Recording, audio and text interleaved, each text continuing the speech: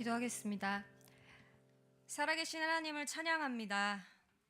살아계신 하나님, 하나님은 살아계셔서 오늘도 우리를 예배의 자리로 초대하셨습니다. 하나님은 살아계셔서 2024년을 시작하는 첫 주, 일본의 지진을 허락하셨습니다.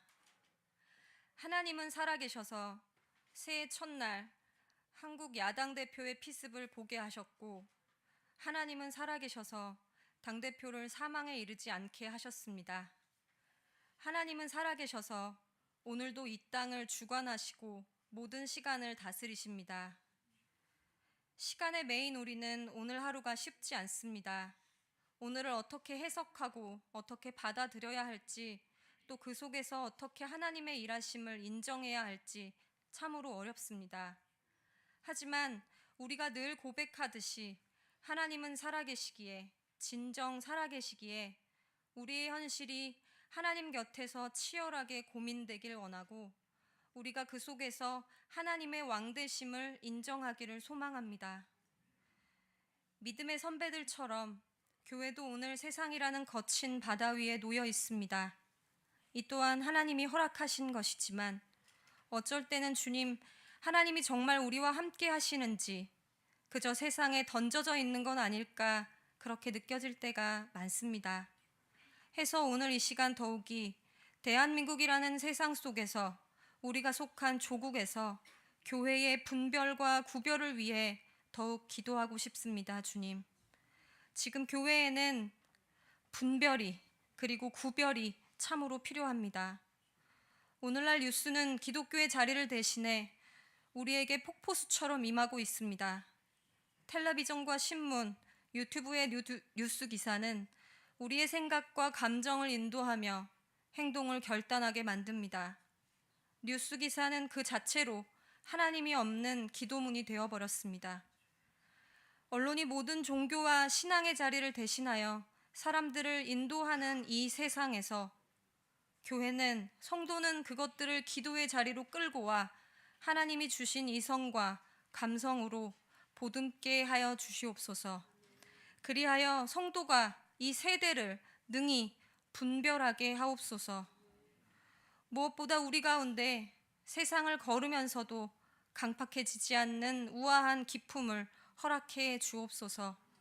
보이지 않는 하나님을 믿음으로 바라보는 그 낭만이 우리 가운데 넉넉히 흘러넘치게 하여 주옵소서.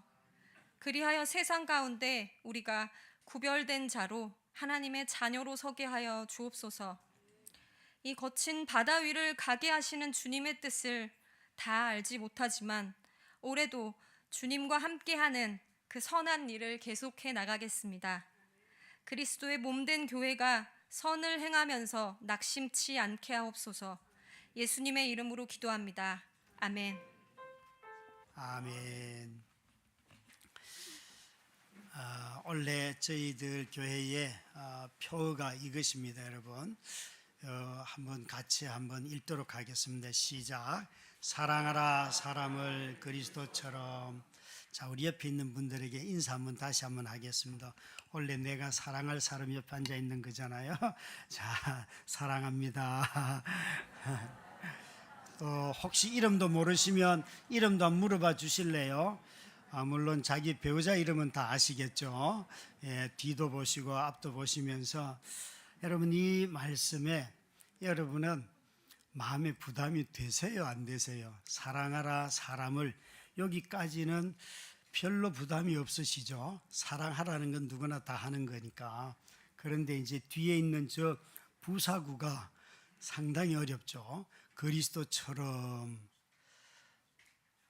여러분은 이 세 단어 중에서 사랑하라 이 말을 신년에 듣는다면 누구나 다 좋아할 것 같아요. 그런데 그리스도처럼 이렇게 말을 하기 때문에 이게 좀 주저가 되고 내가 할 수 있을까 의심이 되기도 하고, 또 도대체 뭐가 그리스도처럼 사랑하는 걸까, 이런 생각도 하게 되리라고 봅니다. 특히나 이 시대가 외로운 사람도 많고 은둔형도 많고 고독 사는 일도 많고 도대체가 좋은 소식이 별로 들리지 않는 그런 시대에 사랑하라 라는 말은 굉장히 우리에게 꿈을 주고 그래 한번 해보자 라는 생각도 갖게 하지만, 그러나 뒤에 달려 나오는 그리스도처럼 이 말에 가면 정말 우리가 그 사랑을 할 수 있을까 생각해요. 오히려 어쩌면 코로나 팬데믹이 와서 지난 3년 동안 어렵게 지냈지만 그때가 서로 더 많이 사랑했어요. 서로 어렵다고 이야기하고 삶을 나누고 옆에 사람 돕고 우리도 수도 없이 그런 일들을 해오지 아니하였습니까?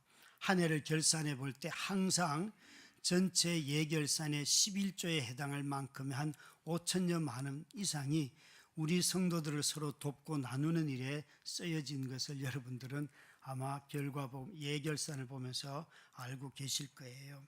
그러니까 참 우리는 지난 시기들을 많이 그렇게 해왔는데 올해 들어오면서 더 많이 사람들이 어려워하고 힘들어해요.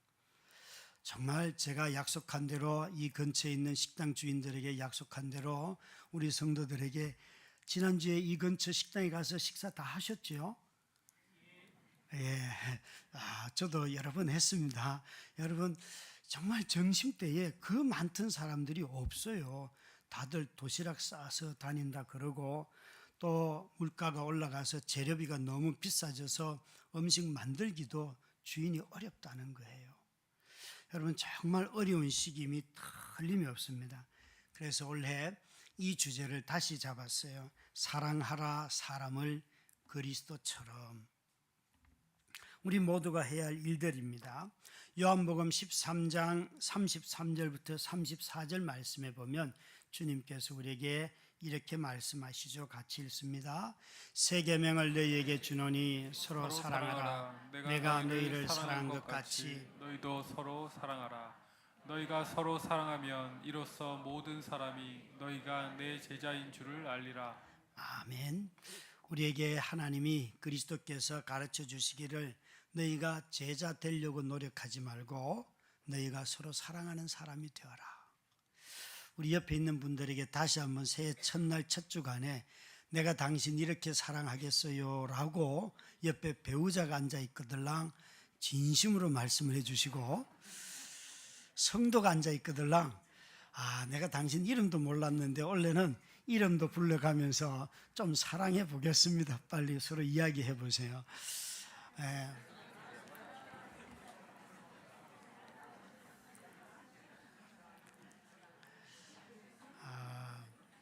참 여러분 성도의 공동체는 너무 좋은 것 같아요. 하나님이 우리 보고 물론 저 아프리카의 난민도 또 뭐 시리아의 쿠르드인들도 다 도우라고 하지만 주님이 서로라고 했어요. 서로는 옆에 앉아 있는 사람이에요. 그러니까 너무 멀리 있는 사람 사랑하려고 하지 마세요.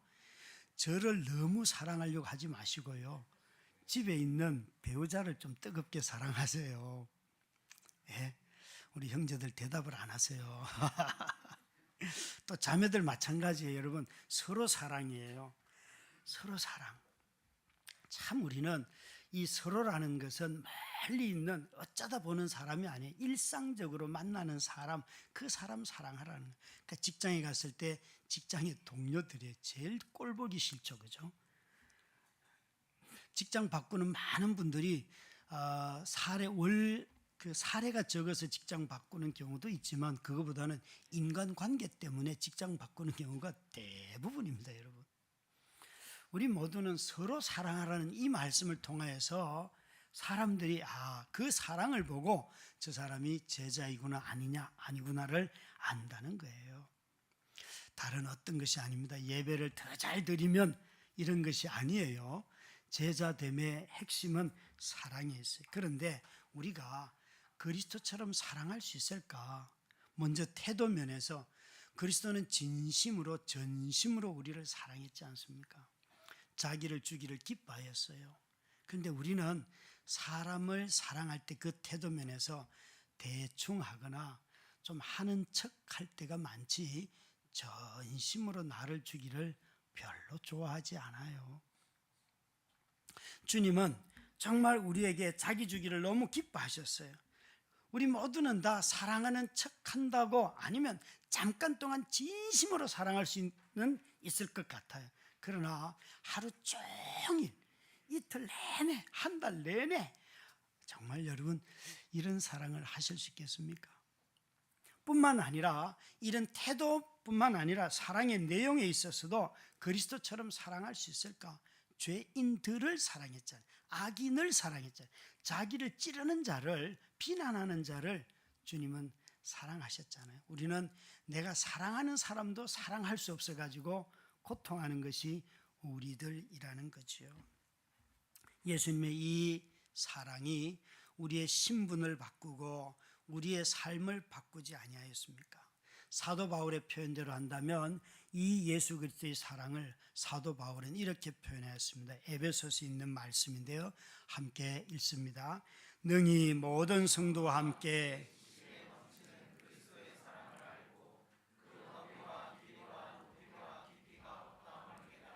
하나님의 모든 충만하신 것으로 너희에게 충만하게 하시기를 구하노라. 여기 이렇게 말하고 있어요. 사도 바울은 이렇게 기도했어요. 너희 모든 성도와 함께 지식에 넘치는 그리스도의 사랑을 알고 그 사랑의 너비와 그 사랑의 높이와 그 사랑의 깊이와 길이가 어떠함을 깨달아. 여러분, 도대체 주님의 사랑의 길이가 얼마나 깁니까? 영원부터 영원까지 변함없이 우리는 자주 변하는 사랑을 갖고 있잖아요. 또 주님의 사랑은 얼마나 넓습니까? 정말 악인으로부터 시작해서 착한 사람에 이르기까지, 도둑놈까지도 주님이 사랑하지 않습니까, 여러분? 아니, 그 시대에 외면하고 버림받은 그런 죄인과 창녀들까지도 사랑해요. 제가 늘 말씀드리지만 제가 여기 계시는 권사님들하고 밥 안 먹고 장로님들하고 식사를 가끔 어쩌다 하고 이 마을에 있는 술집에서 나오고 그러면 우리 성도들이 다 저를 쫓아낼 거예요. 다 이렇게 생각할 사람 없다니까. 우리 목사님 요즘 전도 영역이 술집에까지 이르렀구나, 그렇게 생각할 사람 아무도 없어요. 우리 목사님 타락했구나, 기도는 안 하고 술집에서 기어 나오네, 그럴 거예요. 여러분, 우리 주님은 오셔가지고요, 정말 율법사들과 무슨 지도자들만 만난 것이 아니라 자기를 그렇게 알아주지도 않던 그 당시에 버림받은 사람들을 다 주님의 인간관계의 폭이 얼마나 넓은지요. 뿐만 아니라 거기에 있는 여기에 높이, 정말 하늘 보좌 우편까지 우리를 사랑해서 데려가시잖아요. 이분이 얼마나 깊이 들어갔는가 하면 어둠의 영들, 죽음의 자리까지 들어가셔서 그곳에서 정말 죽은 자를 일으켜 세우시는 분이 그리스도의 사랑이잖아요. 그래서 다시 말해서 이 그리스도의 사랑은 우리에게 무엇을 말하는가 하면 그분이 사랑 안에서 가지 못하는 것이 없다는 거예요. 그분은 우리를 사랑하셨기 때문에 영원부터 영원까지, 그리고 죽음의 자리까지도 기꺼이 내려가기를 기뻐하셨던 분이 그리스도이시고 그 사랑을 우리에게 보여주셨다는 거예요. 저와 여러분이 사랑하라 사람들을 그리스도처럼 일하는 이 말씀 앞에서 우리 모두는 다 좌절할 수밖에 없습니다. 오늘 읽은 본문도 그와 깊은 관련이 있습니다. 우리 모두는 여러분, 사람을 사랑하고 공동체를 사랑하기보다는 고의적으로 죄를 범하는 것이 훨씬 쉬운 사람들입니다. 이게 오늘 읽은 본문에 이렇게 시작을 하죠. 어떤 사람이 안식일이 되어서 나무를 하러 갔다 그랬는데, 이 구절을 보기 전에 먼저 봐야 할 구절은 28절 29절입니다. 한번 같이 읽겠습니다. 제사장은 그 부지 중에 범죄한 사람이 부지 중에 여호와 앞에 범한 죄를 위하여 속죄하여 그 죄를 속할지니 그리하면 사람은 얻으리라. 이스라엘 자손 중 본토 소생이든지 그들 중에 거류하는 타국인이든지 누구든 부지 중에 범죄한 자에 대한 법이 동일하거니와. 여기 지금 하시는 말씀은 뭔가 하면 안식일에 나무하러 간 사람을 얘기하기 전에 너희들 중에 부지 중에 내가 깨닫지 못하는데 죄를 범하는 사람들이 있다. 그런데 그런 사람들은 구약의 방식대로 제사를 통하여서, 구약의 방식은 그 죄가 사해진다는 거예요. 그러니까 이 28절 29절에 우리가 기억해야 할 것은 누구든지 자기가 깨닫지 못하고 죄를 범할 수 있죠. 그죠? 이런 주일날 서로 얼굴이 마주쳤는데 자기가 다른 데 관심이 있어서 그 사람이 나를 주목해 보는 것도 보지 못하고 자기 관심에만 핸드폰에만 막 집중해 있다가 그 사람이 상처를 입어요. 야, 저 사람이 나를 싫어하는구나. 근데 자기는 몰라요. 근데 나중에 누가 얘기를 해. 와서 그때 나를 왜 그렇게 외면하셨습니까? 그러면 그런 적 없는데요. 이런 일들이 오늘 우리 사회에서 부지중으로 일어나죠. 그죠? 부지불식간에 자기가 깨닫지도 못해요. 그러나 이런 죄도 우리에게 있다는 거예요. 그런데 이런 죄들은 나의 모자람일 수 있고 내 자신의 미성숙함일 수 있는데 이런 죄들은 주님 앞에 용서를 구하면 다 용서받는다는 거예요. 다시 말해서 여러분, 우리가 공동체로 이렇게 함께 있는 한 우리 모두는 다 공동체를 이루어 살기 때문에 내 자신이 부족하다는 것을 깨닫게 되고 내가 어떤 죄를 잘 짓는지를 이런 공동체 생활을 하면 알게 되어 있어요. 아, 내가 자녀에 대해서 참 시샘이 많구나. 그런 사람은 반드시 자녀 문제로 걸려 넘어집니다. 자기 자녀를 늘 보호합니다. 다른 사람이 누가 자기 자녀에 대해서 얘기하면 네가 나보다 뭘 더 잘하냐 이렇게 말을 하려. 이런 것들은 다 부지불식간에 나오는 죄악들이에요. 그런데 그런 죄들이 드러나거들랑 두려워하지 말고 미숙함을 두려워하지 말고 용서를 구하고 하나님께 용서를 구하고 사람에게 용서를 구하면 돼요. 여러분, 내가 모자라는데 나는 미숙한데 이런 공포에 사로잡히지 마시기 바랍니다. 이런 쓸데없는 공포에 사로잡히면 인간관계를 맺을 수가 없어요. 전부 다 두려움 속에서 살아가고 이런 두려움 속에 살아가다가 그것이 계속해서 삶의 어떤 습관이 되면 깊은 우울증으로 들어가기도 하고 여러 종류의 질병에 빠지게 되는 것입니다. 우리 모두가 다 사랑하는데 미숙하지 않겠습니까? 여러분, 아마 여러분 이 다대림께서 제일 미숙한 사람 그러면 딱 이름에 떠오르잖아요. 제일 많이 있는 김자, 병자, 연자 아닐까요? 늘 그런 생각합니다, 여러분. 제가 얼마나 미숙하면 여러분 많은 사람을 보내주셔서 각양 각 시기에 맞게 그 사람들을 통하여 그걸 지나가도록 하시더라고요. 여러분, 절대 누구도 공동체가 아니고서는 이런 일이 없어요. 사랑하다가 드러나는 허물이나 미숙함, 이 모든 것은 용서받을 수 있고 또 용서하면서 지나가는 거예요. 그런데 여기에 이런 부지 중의 죄가 아니고 고의적으로 짓는 죄가 있다는 것이에요. 30절, 31절 말씀을 보십시다. 시작. 본토인들이나 타국인들이든지 고의로 무엇을 범하면 누구나 여호와를 비방하는 자니 그의 백성 중에서 끊어질 것이라.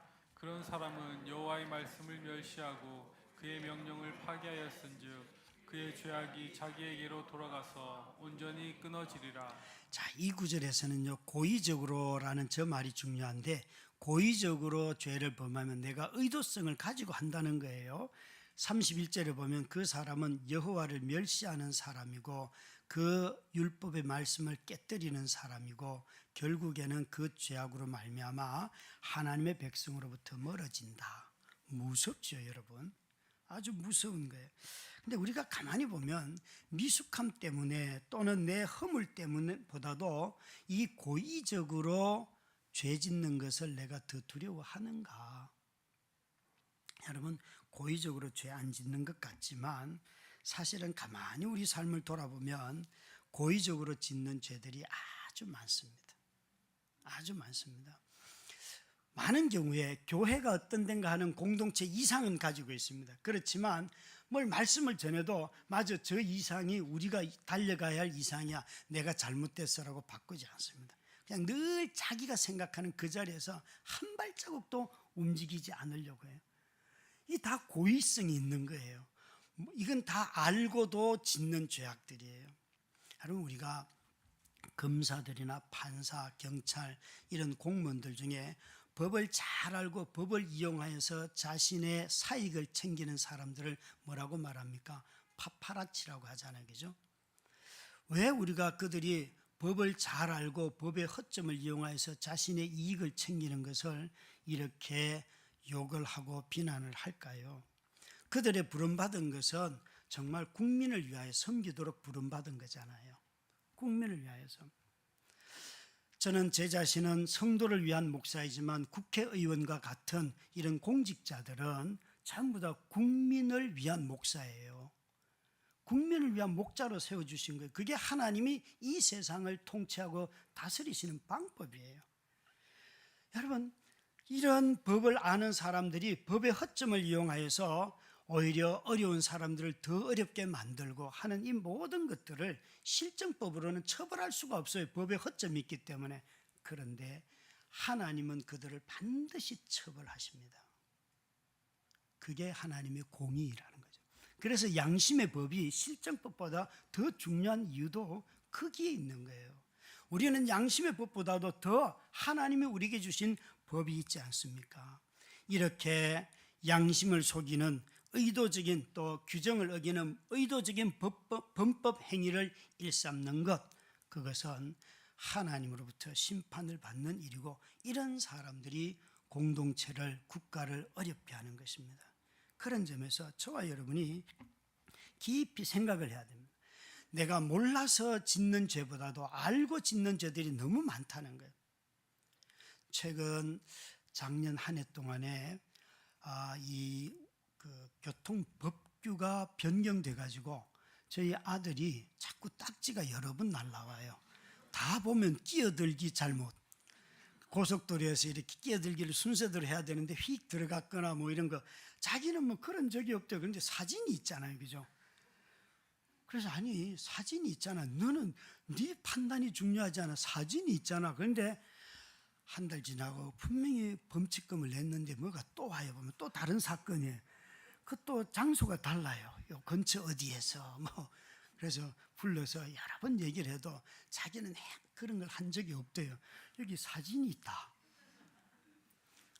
근데 꼭 이걸 범칙금을 제때 안 내면 과태료가 붙어와요. 여러분 그런데 사람들이 자기가 행하고서도요 나는 안 했다는 거예요. 그리고 계속 범칙금을 안 내고 기다리면 어떻게 될까요? 그게 바로 여러분 뭐예요? 처음에는 그냥 차선 어긴 거고 끼어들기 어긴 건데 나중에는 공무집행 방해죄가 되는 거잖아요. 어마어마한 죄가 되는 거예요. 고의적인 죄라는 건 이런 거예요, 여러분. 우리 모두가 다 처음에는 굉장히 작은 것 같지만 그건 사실은 어마어마한데 법 자체를 싫어할 수가 있어요. 하나님은 지금 그 얘기를 우리에게 하시려는 거예요. 여러분 고의적으로 죄를 짓는다고 할 때 우리 성도님들이 뭐 정말 죽을 사람 죽이는 이런 게 아니잖아요. 성도의 삶에서 고의성이라고 하는 것은 오늘 여기에 있는 이 사람 적어도 안식일에 나무하러 간 것밖에 없어요. 이 고의적인 죄가 얼마나 처참한 결과를 불러오는가 하면 공동체와 자기 자신을 파멸케 한다는 거예요. 공동체와 자기 자신을 파멸케 해요. 여기 여러분 다시 한번 32절 보시면 이렇게 광야에 거류할 때에 안식일에 어떤 사람이 나무하는 것을 발견한지라 그 나무하는 자를 발견한 자들이 그를 모세와 아론과 그 온 회중 앞으로 끌어왔으나 여러분 나무한 거예요. 나무한 거. 민수기 13장, 14장, 15장은 대단히 중요합니다. 13장, 14장이 약속의 땅에 정탐꾼이 갔다가 돌아와서 12명 중에 10명이 우리 들어가면 죽습니다 라고 약속을 거부하고 그 땅을 거부했어요. 그랬더니만 백성들이 다 하나님 앞에 우리를 여기에 이렇게 죽이려고 불러냈습니까? 라고 하나님의 약속을 다 버렸어요. 엄청난 죄예요. 그 죄의 용서가 15장의 제사를 통하여서 이렇게 일어나는 거예요. 그런데 그 제사가 이제 다 끝나고 그들이 하나님의 용서하심을 경험했는데 이제 한 사람이 집단 전체가 아니에요. 한 사람이 안식일에 나무를 하러 갔더라. 이들이 출애굽하고 지금 이 바란 광야에 걸어가는 이때는 날씨가 훈훈한 때예요. 추운 때가 아니에요. 그런데 가서 나무도 하고 또 안식일에 나무를 해서 뭘 하려고 하는 거, 불을 떼려고 하는 거, 연기를 나게 하고, 이런 것 다 나무를 하는 것과 연기를 내서 불 지피는 것이 안식일에 하지 말아야 할 율법이었어요. 그런데 이걸 하는데 어떻게 했는가? 이 사람이 이스라엘 백성들 전체가 보는 앞에서 공개적으로 떳떳하게 했다는 거예요. 그러니까 여기에 이 하시는 말씀, 이 사람이 나무하러 나갔더라 할 때에 의도적으로 죄를 지었다라고 하는 이유는 뭔가 하면, 하나님 앞에서 아주 과시하듯이 난 이런 거 해도 안 죽어, 나는 이런 말 할 자격이 돼, 내가 얼마나 어렵게 살았는데 이런 말 안 하겠어 내가, 이런 것들, 자기 자신을 과시하면서 짓는 죄를 의도적인 죄라고 하는 거예요.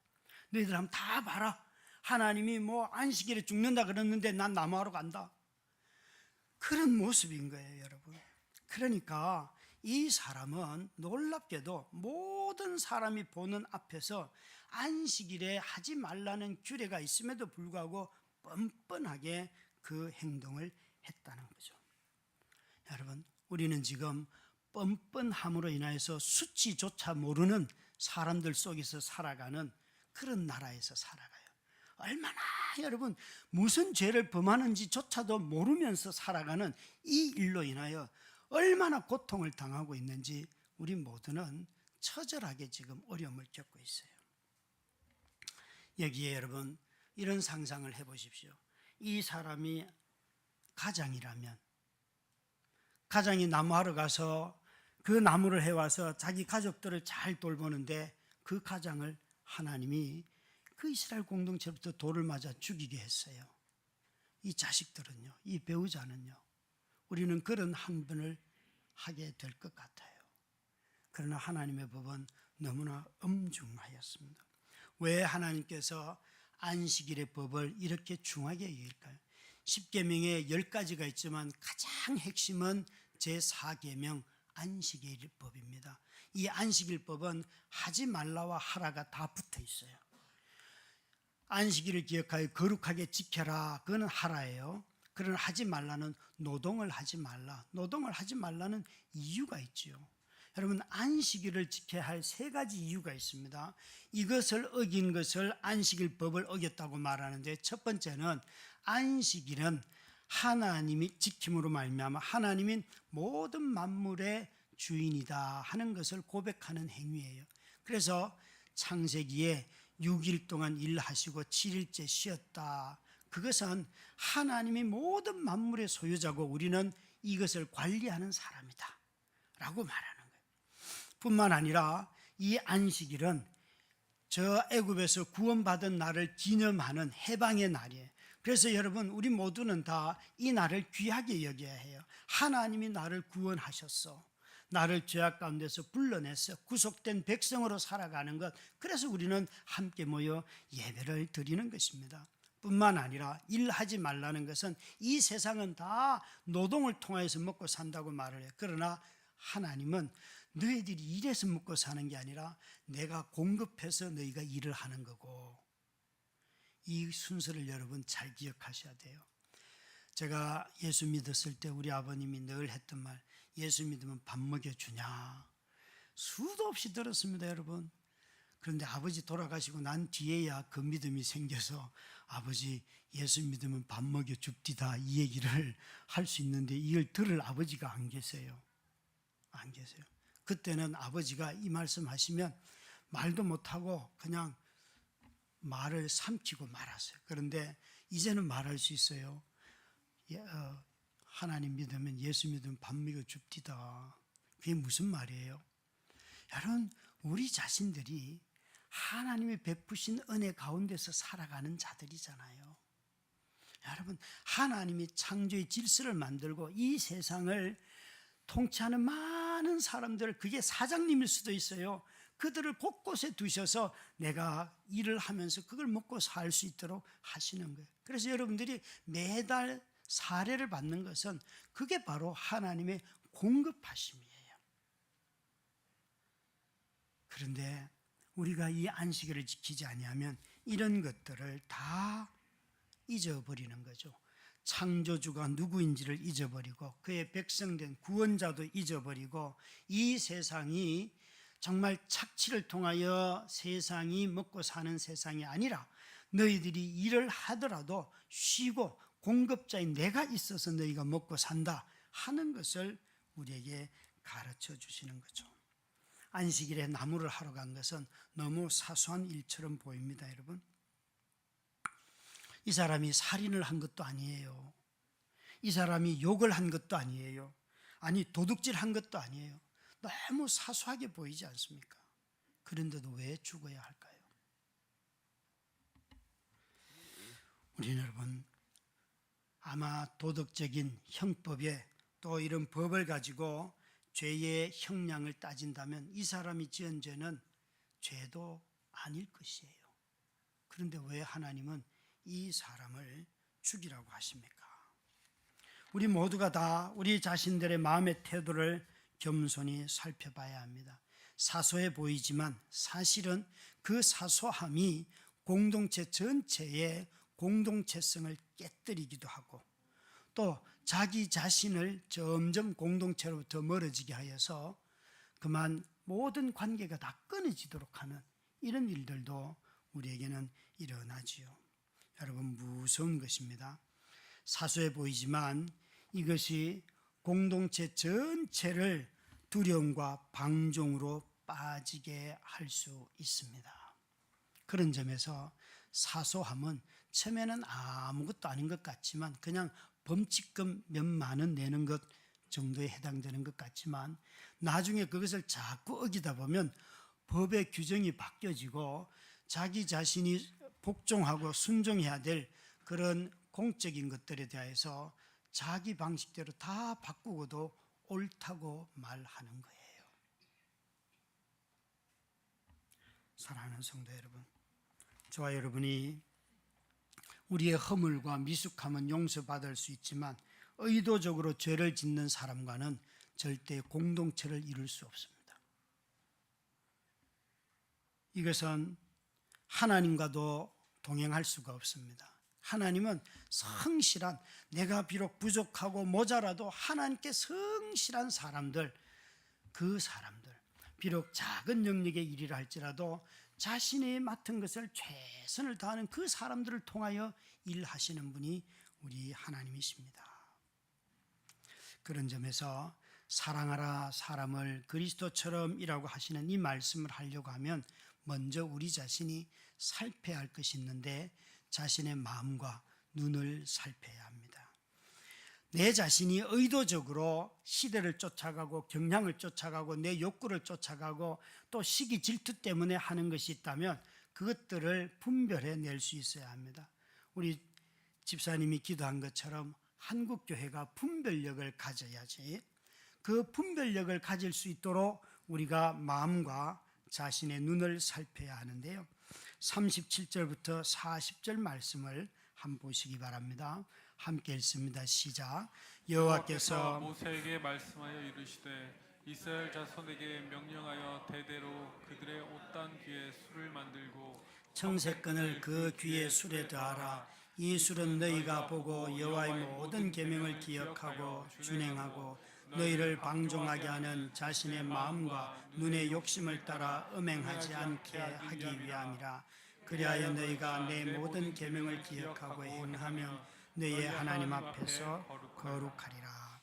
여기에 여러분, 사람들이 뭘 대조했는가 하면 하나님의 말씀과 계명을 기억하기 위하여서 술을 만드는데 이렇게 생겼습니다. 이스라엘 백성들에게 저기에 있는 저게 기도할 때 뒤집어 쓰는 기도의 보자기, 남자들이 쓰는 보자기예요. 내 모서리에는 술이 달려 있습니다. 그러니까 실로 된 방울이죠, 그렇죠? 소리가 나는 것은 아니에요. 그래서 저걸 뒤집어 쓰고 기도를 하는데 이것을 찌찌뜨라고 해요. 찌찌뜨. 이 말의 뜻은 여러분, 이것은 내 귀퉁이에 달려 있는 술을 달고 있는데 이 말의 뜻은 이것을 주님은 한 분이시다, 그런 말의 뜻을 가지고 있어요. 여러분 기도할 때 여러분 우리가 주님 한 분, 그리스도 예수 한 분이신 그분을 중보자로 해서 한 분이신 하나님께 나아가 기도하는 것이죠. 그죠? 그 고백이 여기 담겨 있는 것이에요. 그런데 오늘 이것을 어디에 쓰라고 말하는가 하면 말씀을 기억하는 데 써라. 오늘 우리가 저런 천을 두르거나 뭘 뒤집어 쓰지 않습니다. 오늘은 어떻게 우리가 하나님의 말씀을 우리가 기억할 수 있습니까? 오늘 베푸는 세례를 기억해 보십시오. 우리는 예수 믿을 때 예수 믿고 난 뒤에 세례를 받고 나면 그 다음에는 세례를 거의 기억하지 않아요. 근데 세례는 여러분 바울은 어떻게 썼는가 하면 오늘 내가 살았다는 뜻이고 매일매일 부활한다는 의미로 그 세례를 사용하였어요. 그러니까 내가 세례받았다는 것은 주님과 내가 매일 연합하여서 그분 안에 거하고 그분의 말씀 안에 거하기 때문에 내가 살았다는 거예요. 산다는 거예요. 그래서 내 마음속에 내 눈이 세상의 안목과 정욕과 이생의 자랑을 쫓아가지 않는다. 여러분 뭘 자랑하고 싶으세요? 이생의 자랑들. 저는 우리 성도님들이 그리스도 예수를 많이 자랑했으면 좋겠어요. 그리스도 예수를 많이 자랑했어요. 정말 우리 성도님들이 시기 질투가 없이 안목의 정욕에 이끌리지 않았으면 좋겠습니다. 누군가 그걸 사더라도 삶의 규모에 맞게 정말 자기가 그걸 살 형편이 된다면 사지만 저 인간이 사는데 왜 너는 나에게 이걸 못 사주냐, 이런 거 없이 좀 살아가면 어떨까요?